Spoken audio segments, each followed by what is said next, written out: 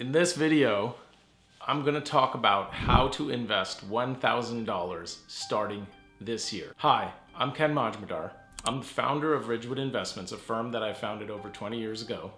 And my firm works with 7 to 9 figure families and clients to help them use the power of investing and good financial advice to become financially free. Congratulations, if you're watching this, it probably means that you're ready to take action, but you're looking for the specific steps and the understanding that's going to help you know what to do and how to do it. And that is what I'm going to share with you in a great deal of detail in this video today. This video is one of a series that I'm planning to make, starting with how to invest $1,000, which is the content of this video. But my next video is going to be how to invest $10,000, followed by how to invest $100,000, and so on and so forth, going up into the many millions of dollars. So depending on where you are in your investment journey and your journey towards seeking financial freedom, this video or one of my other videos, I hope, is going to be extremely helpful to you in giving you the steps and the confidence that you need in order to make the right next move. Now, before I get into the exact specific advice that I'm going to share with you, as well as an understanding of what those steps are and why those are the right steps to take, I want to give you 2 specific things that have to come before you invest this first $1,000. And those 2 things are the following. Number 1, everybody needs to have an emergency fund before they make any investment moves. What this means is that you should have a certain amount of money that depends on your income and that depends on your level of expenses that's set aside and is not invested. It's put probably in a very safe place, probably in a bank account for most people. That is the safest thing to have your emergency fund. So what I want you to do is, before you think about investing any money, I want you to make sure that you have saved a certain amount of cushion that is there for a rainy day.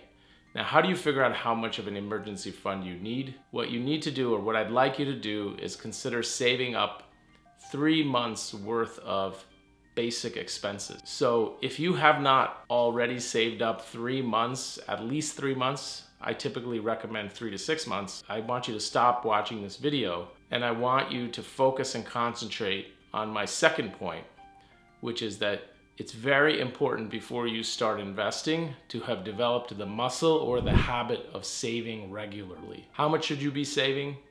I would say a minimum of 10% of your after-tax paycheck. But some people, if they're very careful with their expenses and they want to accelerate the investment results that they get, many times they're looking at saving 30 to 50% of their after-tax income. But no matter what percentage is the right percentage for you, and again, I would suggest a minimum of 10%, you have to get into the habit of regularly saving that portion of your paycheck. The most helpful idea that I've heard that helps people get onto the track of saving regularly is called pay yourself first. So what I want you to do is get into the habit of taking a certain percentage of your paycheck, putting it aside, first to build out that emergency fund. And secondly, once you have that emergency fund secured, I want you to then take that any excess above that emergency fund, and I'm going to share with you what to do with it if that excess amount is somewhere in that $1,000 range. And the reason that I'm emphasizing both having an emergency fund and the importance of saving, especially early on, is that once you get into the habit of saving, that's the thing that's going to enable you to invest regularly in the way that I'm going to explain to you. And you're going to then start using the power of investment compounding, which over a long period of time is going to make you and give you a lot more freedom than most people in the world ever have the ability to enjoy. Now, starting out with $1,000 after you've already set aside your emergency fund is an exciting prospect, but it can also be a little bit confusing because there's so many different things to pick from. And so what I'm going to do in this video is I'm going to give you the exact step-by-step advice that I just gave to one of my sons who is starting out pretty early in his career and now is thinking about this exact step. And the criteria that I'm going to follow in terms of what I advise someone who's starting out with $1,000 is that I need to give you a plan which is, number one, relatively simple and easy to understand and easy to implement. And number two, it's gonna work over the long run for you under a variety of different circumstances. And that's why the emergency fund is so important, because the reality is that when you invest, and I don't care what the investment is or what somebody tells you or what you read, investing does involve a certain amount of risk. So what is that investment? Well, I'll tell you what it isn't and what I don't want you to do. Even though I invest in stocks, and even though I do have some cryptos that I thought made sense to do a small percentage of my total portfolio, and that's the subject of a different video, I do not advise anyone in this situation of having $1,000 or even $10,000 to invest in any individual stocks or any individual cryptos. And why do I say that? Because the competition involved and the criteria to be a good stock market investor of picking individual stocks or picking individual investments is something generally that most individuals don't have either the knowledge or the time for. And they typically don't have that knowledge or time, particularly when they're starting out with a smaller amount of money like $1,000 to invest. So for that reason, I don't want you to directly be picking any one or two stocks. So starting out with $1,000, what I'm going to recommend that you do is basically two steps. Number one, you're going to need a brokerage account. In the United States is where I'm located and where I advise most of my clients.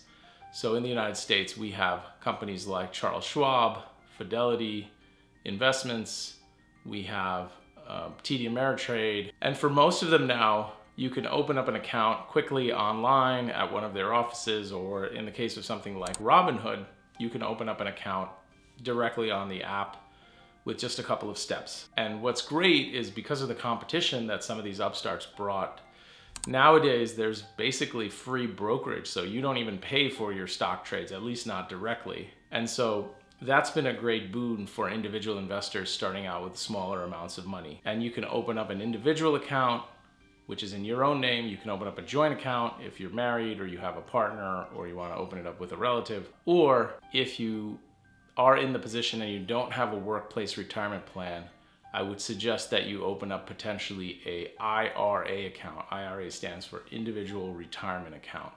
So any of those are fine. You open up one or a couple of those types of accounts. For most people, maybe they want to have either a traditional IRA or a Roth IRA if you're in the United States, and a taxable account. And the reason that I would potentially recommend having both is because your IRA gives you certain tax benefits, but usually it has an annual limit, whereas your individual taxable account doesn't have any investment limit, so you're not limited to any particular amount. And by the way, let me tell you what the steps are. So what you do when you open up any of those brokerage accounts is you're going to need to give them your name, your address. You're going to need to give them your tax ID number. For most individuals, that's going to be, in the United States, your social security number. And they're going to open up this one or a couple of these accounts for you, and they're going to be empty. And then you're going to have an option to link it to your bank or to send a deposit in the form of a check or a wire transfer. So you have to make that link, or you have to get the money there in the first place. That is the first $1,000. Then what do I want you to do with it? Well, I think the best idea for most people watching this with $1,000 to invest is, number one, don't do any individual stocks or crypto. But number two, what I want you to do is put that investment amount into a very low cost, diversified index fund. And it used to be that these index funds were structured only as mutual funds. But over the last roughly 20 to 25 years, we've had this creation called the exchange traded fund. So it's similar to a mutual fund in that it combines money from thousands or tens of thousands or sometimes hundreds of thousands of different people into a single pool of money. But then it invests that money as a pool, and everybody owns their respective share. And the benefit of having ETFs is that, number one, you get commission-free trades because it trades just like a stock in the stock market.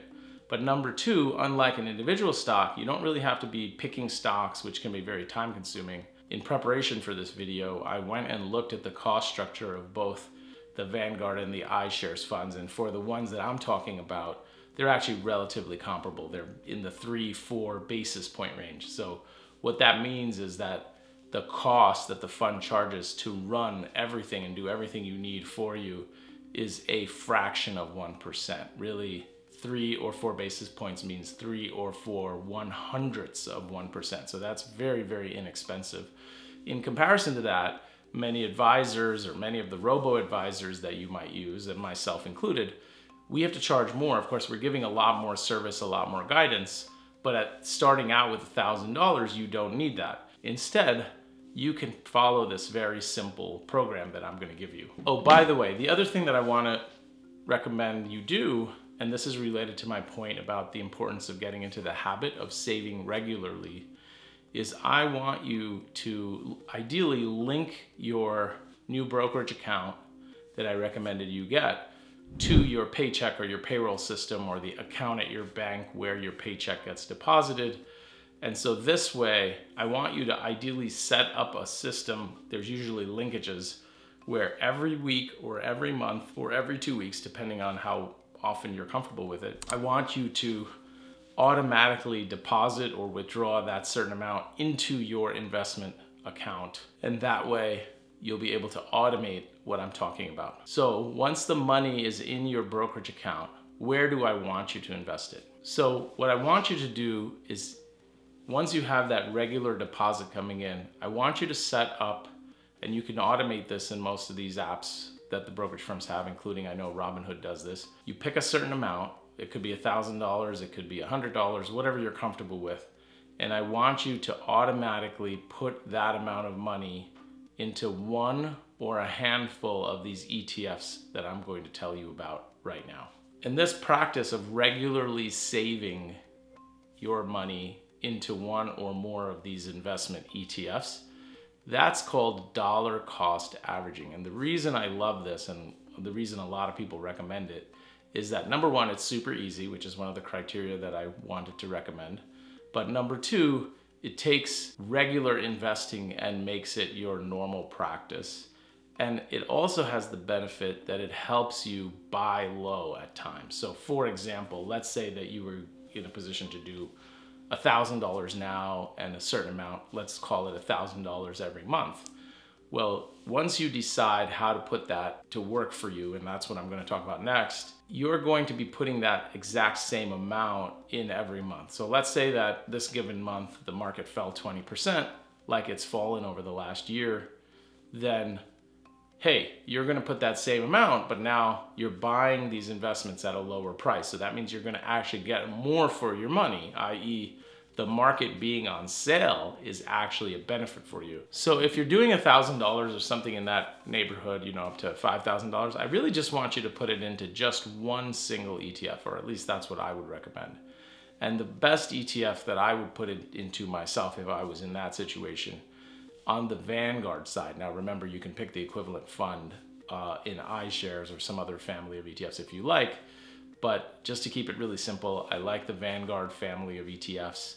So they have an ETF where the ticker is VOO, and that stands for the Vanguard S&P 500 Index ETF. And so why do I like this one? The Index ETF represents, is roughly speaking, 500 of the biggest companies that are in the stock market in the United States. They're mostly US companies. And so these 500 companies are allocated according to their size. And so these are companies that you and I know and use almost every day. Most of them are household names.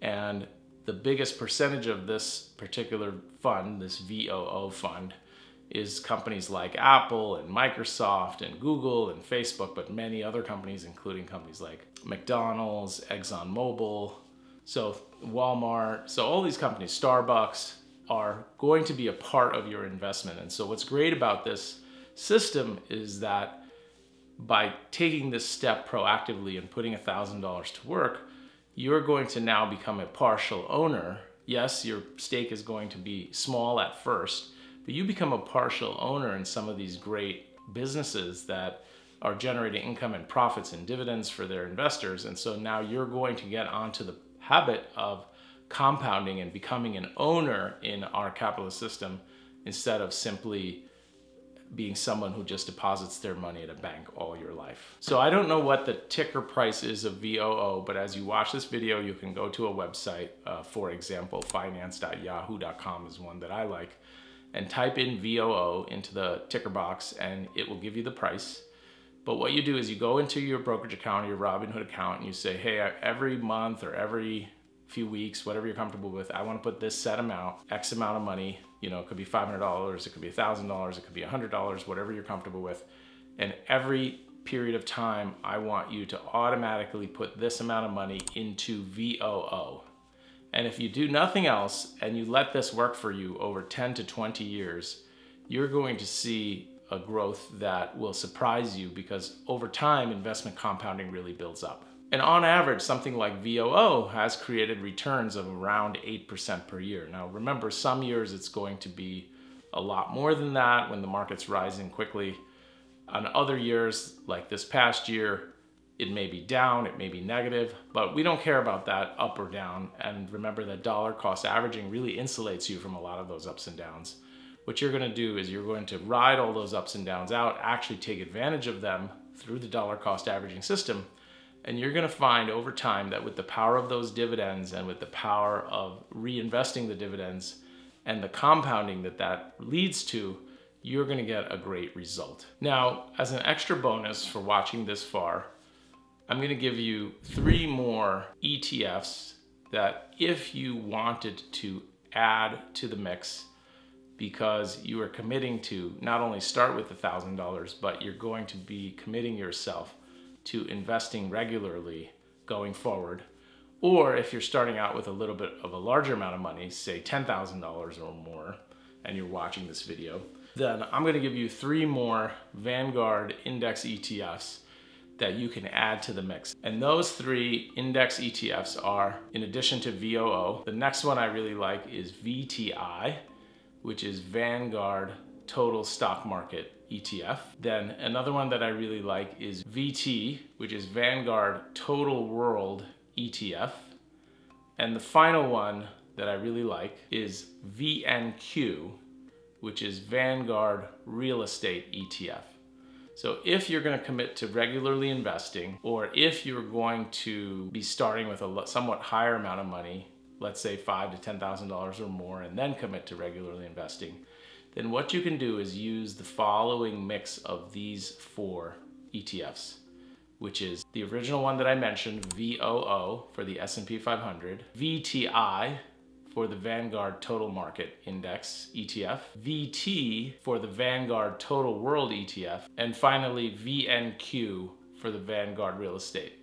And what I'd probably recommend to keep it simple is put 40% of your regular amount or your initial amount into VOO, then 30% into VTI, then 20% into VT, and finally 10% into VNQ. So what this gives you is through VOO, you're gonna own 40% of your money into the largest 500 companies.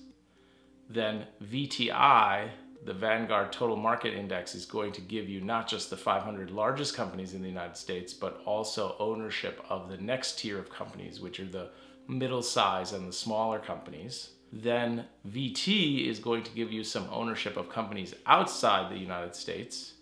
And finally, VNQ for 10% of your money is going to give you ownership of the companies that own real estate and throw off more income. So there you go. That's my recommendation for either a single investment in VOO or a 4-stock investment combining VOO, VTI, VT, and VNQ. That is all you need if you're starting out with anywhere from $1,000 to several tens of thousands of dollars. I hope this video was helpful. If you liked it, please subscribe to my channel and please give me comments on this content or on some of my other videos so that I can create more value for you guys. Thank you. By the way, if you like this video, please follow me on Instagram. I'm Ken Majmudar on Instagram, and also on TikTok, I'm Ken Majmudar on TikTok, as well as please subscribe to this YouTube channel, Investing with Ken Majmudar. See you next time.